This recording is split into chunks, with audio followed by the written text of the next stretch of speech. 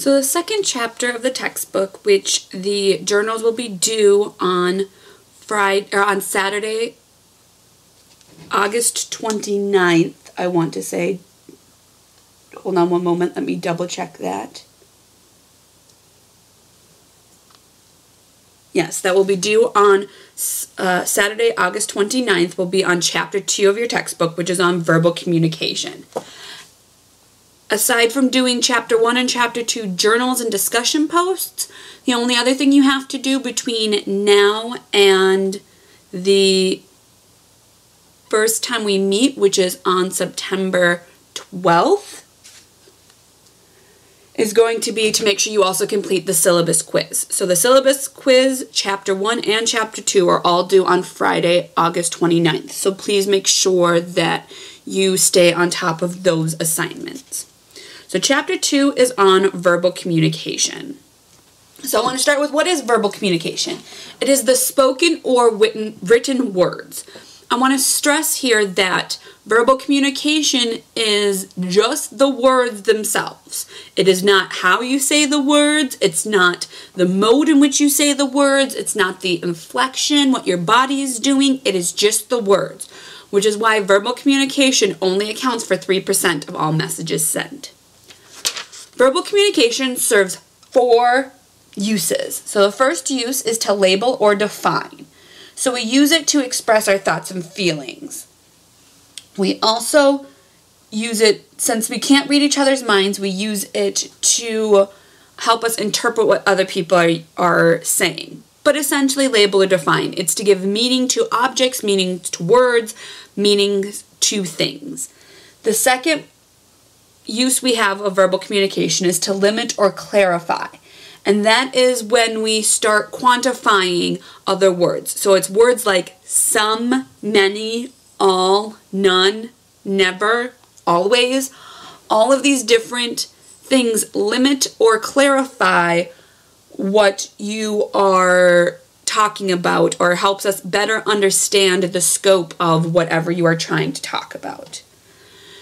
Number 3, which is one we do quite a bit, is we use language to evaluate. So that is when we decide whether something's good or bad. This is when we use it to decide whether or not we approve or disapprove of something.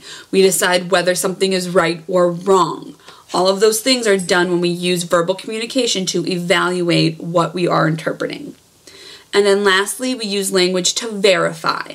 And this is the one that I feel like we don't do nearly as much as we should. And it's something I feel like we need to put more emphasis on, is if we can verify and clarify more and assume less, it can eliminate a lot of miscommunications, a lot of conflicts, and a lot of arguments.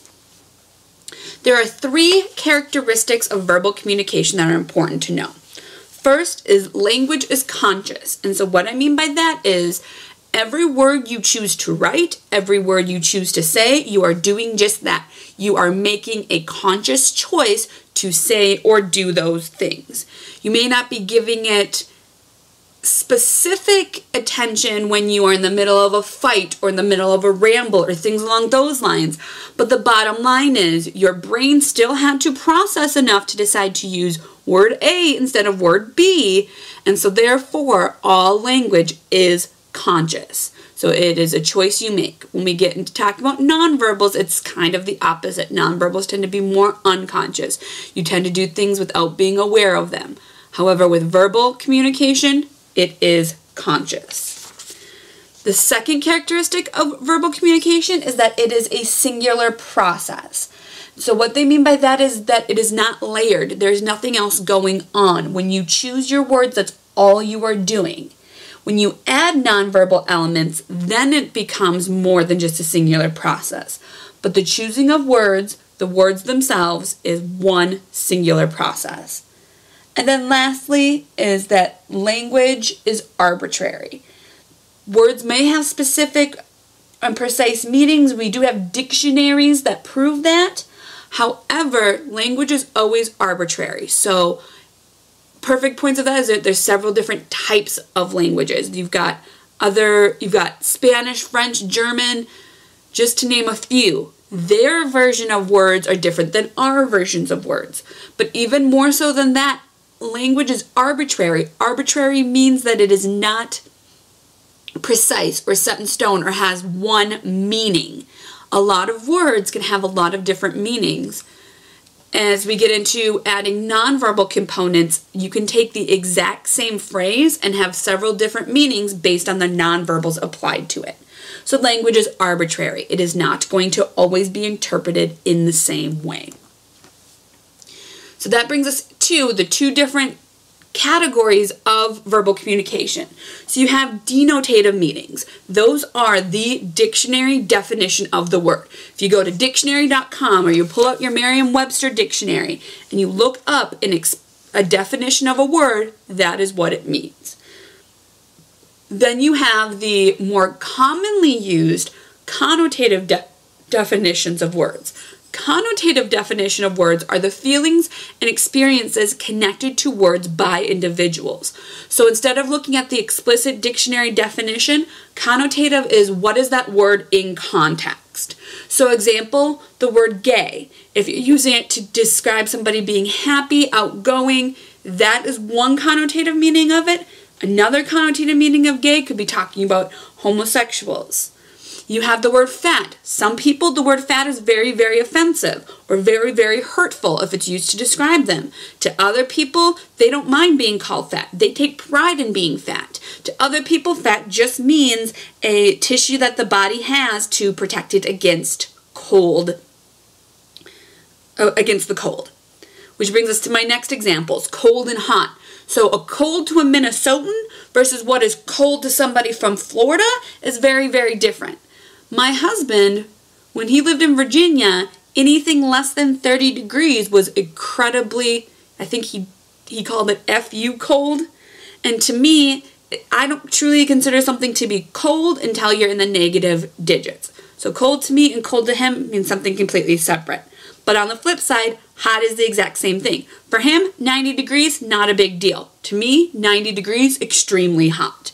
So the connotative definitions or the connotative understanding of hot is subjective to who you are, what you've experienced, how you grew up, where you grew up. All of these things affect your understanding of the words, and that's what connotative definitions are. So there are three very common misuses of verbal communication. So the first one is jargon, and that is when you are using words that are specific to a specific group of people.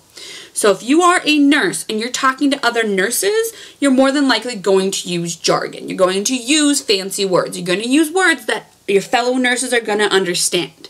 But if you go and use that same jargon to your patients, they aren't going to understand. They're going to get confused. There's going to be a miscommunication because they might not know that a cardiac infarction means a heart attack. So jargon can be used well if you are amongst other people who are familiar with and know what the jargon you are using means.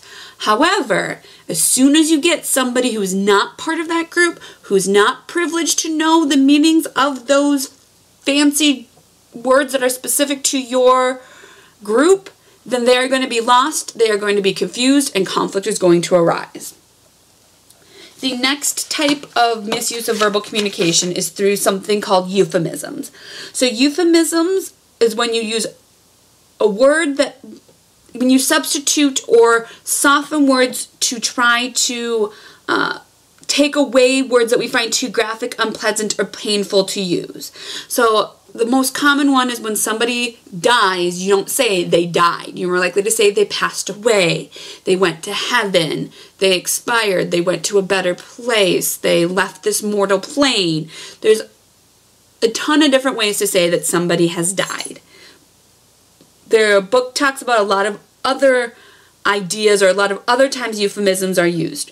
So if instead of calling somebody a suspect, you might call somebody a person of interest. It's the same thing, but it is confusing to people. When a lot of times when euphemisms are used, it adds a level of vagueness to what you're trying to describe or what you're trying to explain. And this can cause confusion or cause people to misunderstand or to think that you're going in a different direction.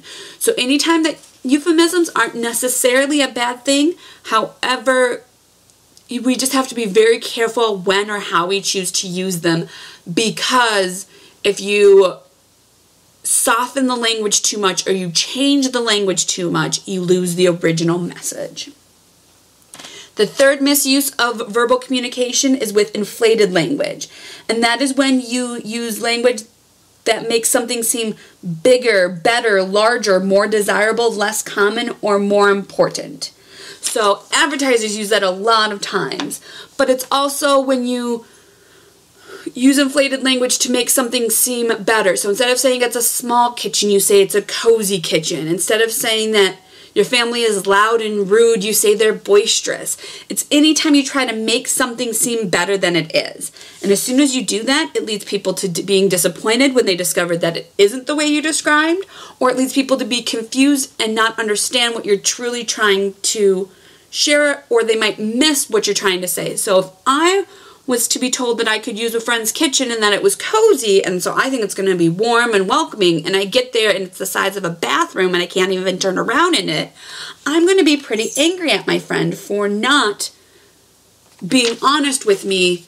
It makes you, using inflated language a lot of times make people feel like you're lying to them or you're misleading them. So that's why you want to try to avoid inflated language. So the book talks about some suggestions for effective verbal communication. All of these things are going to reduce confusion and ambiguity. So the first one is to use specific words that narrow options. So anytime the more specific you can be, the less likely that somebody is not going to understand or is going to be lost or is going to think that you're not sharing everything with them. The more times you can use concrete words that appeal to our senses is going to allow us to relate better to what you're trying to share. Use precise words to accurately express meaning. That goes back to along with specific words. You want to be as precise, as specific, as concrete, as real as you can be. And the more you do that, the less likely it is that the person receiving your message is not going to understand what you are sharing. Number 4 is to anticipate before you speak. So in order to do 1, 2, and 3, that means you are going to have to give thought to what you're going to say before you say it. And then lastly, ask for clarification. This is something that comes up time and time and time again in the book, and something that I'm going to talk about time and time again. The more you ask for clarification, the more that you make sure that the audience, that the receiver is understanding what you are saying, the less likely it is that they're going to get lost or confused or angry because you are giving them a chance to ask if there's something that they aren't understanding. And a lot of times if people ask for clarification more and assumed less, then there'd be a lot less conflicts going on. So that brings us to the end of chapter 2. So now that you've completed that, hopefully you will be prepared to come into class. And we will, when we come into class, we will be jumping right in to the next assignment, which will be listed in your syllabus. So I'm looking forward to meeting you all in person, and enjoy your Labor Day weekend.